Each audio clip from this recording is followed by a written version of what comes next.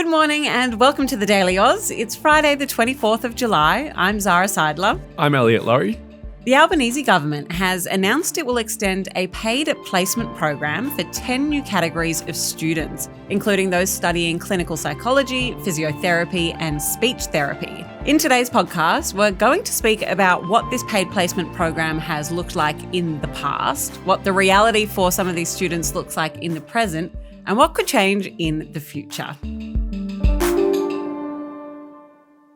Zara, this is such a big story. I remember, not that long ago when I was at uni, my friends who were studying stuff like nursing, for example, would have these unpaid placements that would just go on forever. And during that time, not only could they not work, they weren't getting any money from the placement either, and then still having to do stuff like pay rent. Yeah. That's changed a bit in the time since I was at uni. But Yes, we've got not to age you, but yeah. It wasn't that long ago, relax.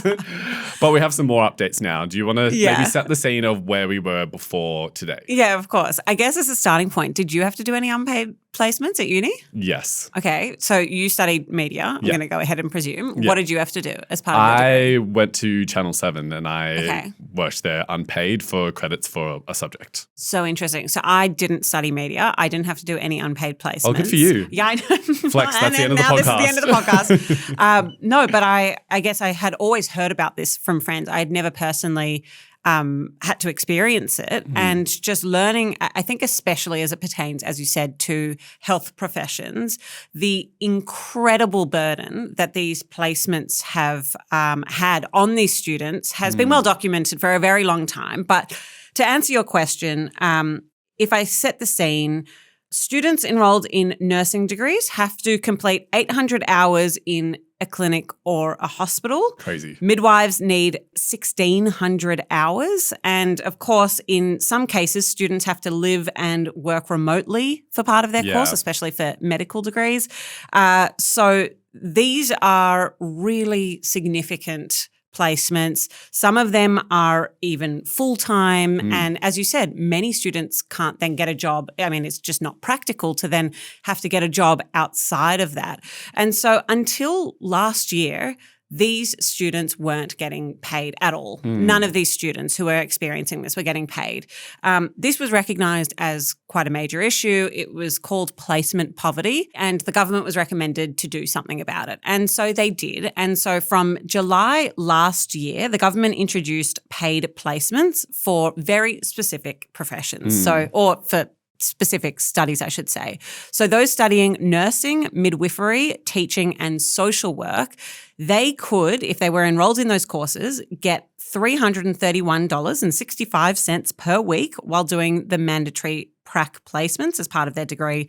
And then that amount, I'm going to use another really specific number, went up to $338.60 this year. Did you say per week? Yes, that per week. That doesn't sound like a lot of money for a week's work. It's not. And this is actually, this is a perfect segue. This is one of the things that some of the students who had already accessed this scheme had complained about, or I guess just pointed to the fact that you can't get any other income if you're working full-time or it's difficult to. And $330 a week if you're working at a full-time rate is very minimal. And that would be the pre-tax figure, right? Yeah, that's pre-tax. Yeah. So we asked TDA's audience to tell us a bit about what it's been like if you are one of those students who can access it, which again, there are so many who haven't been able to. So these are the people who are considered the lucky ones, I guess, in inverted commas. Here is Jemima, who is a nursing student, talking about her experience accessing these paid practical placements. I'm a nursing student and it was rough being expected to do their 40-hour weeks practically for free and then not being able to work my own job because I have to work 8-hour shifts at my own job anyways. I qualified for the paid placement, but they only paid you $8 an hour, which doesn't really go very far. And if they didn't pay you during placement, they waited till after placement to pay you. It just meant you went weeks without getting any money in while still having to spend money to live and to do things in life. So that's Jemima's experience. And again, I mean, the purpose of this podcast today is to talk about the fact that the number of people and the number of students who can actually access this funding in the first place has been expanded. But I did think that it was an interesting place to start the discussion, which is $300 for a 40-hour work week. Yeah, like those who are accessing it already are pointing to the fact that perhaps it's not even touching the surface of what is needed and the financial realities that they are facing as students working these incredible hours for, as we heard from Jemima, sometimes $8 an hour. I would be curious to know how the government came up with that figure. And I have to assume maybe it's because it's not considered actual work because it's more training than it is work. And that's why it's so low. Well, I mean, if the starting point is $0, it is an improvement on that. And for until now, or until rather last year, July last year, that you were getting compensated nothing for this. It was seen, you know, just as I think society has moved on from the idea of unpaid internships and that was all the rage when we were at uni. I don't think that flies necessarily in the way that it did. It's not legal anymore now. There you go. Yeah. And I think that like societally, we are moving forward to a place where you cannot expect free. It sounds ridiculous to have to say out loud, but you cannot expect free labor. But when it counts for credit and when it's part of a degree, I think that is still where there is murkiness. And certainly what the government has tried to address with their announcement yesterday. Yeah, because you can have unpaid internships and placements if it credit counts towards your degree. We get people messaging us all the time asking, I'll come in and work for free just for the experience. No, please don't. No. We will get in trouble. But that is interesting. We get so many messages like that because as we kind of started at the top here, there are media degrees that require placements and, you know, something that's what we're trying to work on internally is can we have a program where we can have students come in and get their placement here, but, you know, not sure we're quite there yet in the development of TDA's journey, but we're talking here about hospitals and, you know, healthcare settings that have been doing this since the beginning of time. Hey, I'm Tom, Head of Partnerships at thedailyaus. I lead the team that works with our amazing brand partners to keep the lights on here. And I mean that genuinely. As an independent media business, partnerships allow us to keep doing what we love. You can help us grow by hitting follow or subscribe wherever you're listening or watching this podcast. If you're listening on Spotify or Apple, just go to our podcast show page and the follow button will be there at the top. If you're watching on YouTube, press subscribe. Enjoy the episode and thank you for being a part of the TDA community. So, Elliot, before we just jumped to that break, we were talking about Jemima, who obviously has been able to access the scheme, says it doesn't go far enough, and told us a bit about her experience. But the reason that we are talking about this today is because until now, there have been a bunch of other allied health courses that haven't been included in this scheme, and thousands of students who haven't been able to access even a cent of this program. I wanted to play a voice note from Ellie, who is studying clinical psychology, because she told us what it's been like to not be able to access any of this government funding during her unpaid placements. We, as provisional psychologists, are required to complete over or a minimum of 1,000 hours of unpaid placement. So 3 5-month placements, we're expected to be there at least 2.5 days a week. And so oftentimes placement will get extended or you'll actually work outside the traditional 9 to 5 hours. Because you're not on the clock and you're not being paid, sometimes supervisors or placement locations will take liberties and you're not getting paid for overtime or having to compensate with flexi time, so you just end up pushing it out. The financial stress and the financial burden is acute and constant. We also have master's classes. We have a postgrad research thesis that we have to undertake alongside placement. So trying to fit those two things into the other 2.5 days a week plus work means that peers are having to work night shifts, which means a lot of people are working up to 80 hours a week accumulatively just trying to get by. Right, so Sykes couldn't access it based on what Ellie just told us? No, they couldn't, but that was part of the change announced by Anthony Albanese at Labor's National Conference yesterday. So let's get into what we heard from the government. So the actual payment won't change. So that dollar amount that I'm not going to try and remember I'm not going to scroll up and look $300 for. something, yes. Yep, that won't change. The fact that it's indexed won't change, and the fact that it's means tested won't change. So if you're earning a lot of money elsewhere, you can't access this. What will change, as I said, is who can access it. So alongside those students I mentioned before, it will now include students who are enrolled in clinical psychology, physiotherapy, occupational therapy, speech pathology, paramedicine, radiography, pharmacy, rehabilitation therapies, and audiology. So quite a significant expansion there from who was able to this time a year ago access it and who can access it moving forward. It will be from July 1 next year. So it doesn't take immediate effect. It will be from July 1 next year, as this was the last time around. The government, when they announced this, said that they were expecting the program to support an extra 20,000 students. And when Anthony Albanese got up and announced it, he said, this will be real help with the cost of living for tens of thousands of Australians, a real investment in the healthcare workers of tomorrow. Healthcare workers, they're being very specific language. We're not having media. We're not having anyone else here. Again, an acknowledgement by the government of that burden of unpaid placements, especially in the healthcare system. Yeah, because their hours are so high. And also from anecdotally, what I've heard is the placements are quite intense. They kind of throw you in the deep end and you are almost doing the job at that point in time. And for many, in an unpaid setting. Yes. Yeah.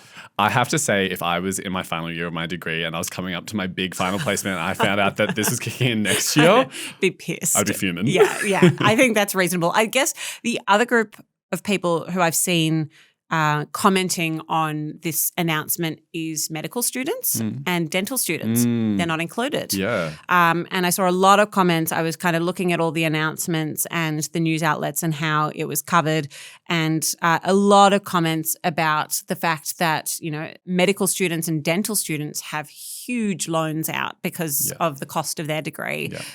We know that they do incredible amounts of placements. They have not been included in this announcement today. Whether or not that changes over time, we'll have to wait and see. Yeah, I actually heard the Prime Minister talking on the radio about it yesterday, and he was saying that the logic behind that them not being included this time is because the list that you just read out pertains to a bunch of professions where they're trying to attract people to that degree, whereas what he said is we have no shortage of people wanting to study medicine in Australia. So interesting. I guess the counter argument to that is, so why should they be punished for that decision that is, you know, a backbone of our society, as are all of these allied health professionals who we've spoken about today. You know, it's a whole system that requires many different parts to work efficiently. But thought it was a very interesting thing to see unfold, especially on social media. Okay, Zara, I wanted to finish by having a look at how this has been received within Parliament, within the government and the opposition. What have they said about it? Yeah, so I'll start with the independents because interestingly, two independents, Helen Haynes and David Pocock, have been very, very vocal advocates for expanding this scheme. They were the co-sponsors of a petition calling on this very matter. That petition garnered 51,000 signatures. And so I've seen them out quite a lot, commending the government on this move. We had David Pocock saying it was a huge win for allied health students, and Helen Haynes, again, really backing in that decision. Yep. In terms of the opposition then, we heard from Shadow Education Minister Julian Leeser. I'm going to read out what he sent TDA in terms of the opposition, the coalition's thoughts on this announcement. He said, it's very ironic and very sad. The reason the government is even considering payments like this is because life has become so expensive. And the reason life is so expensive for prac students and everyone else is because of this government and its runaway inflation. Julian Leeser went on to say, to students who will now receive the payment, I say, the reason you're struggling to pay rent and bills and the reason you'll struggle to find a home and start a family once prac finishes is because Labor has increased the cost of everything through its economic mismanagement.